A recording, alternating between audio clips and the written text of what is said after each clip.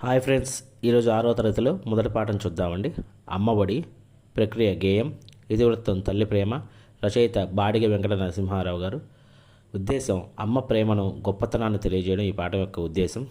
బాడిగ వెంకట నరసింహారావు గారి రచనలు: బాలరసాలు, పాలబడి పాటలు, ఆవు హరిశ్చంద్ర, బాలతనం, చిన్నారి లోకం, పూల బాలలు, ఋతువాణి వంటి 17 పుస్తకాలు పిల్లల కోసం రాశారు.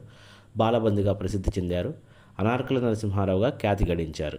ఇక ఈ రచనలకు సంబంధించినటువంటి చిన్న కోడ్ నేను ఇవ్వడం జరిగింది. పూల ఋతువులో చిన్నారి బాలలు ఆవు పాలు తాగారు.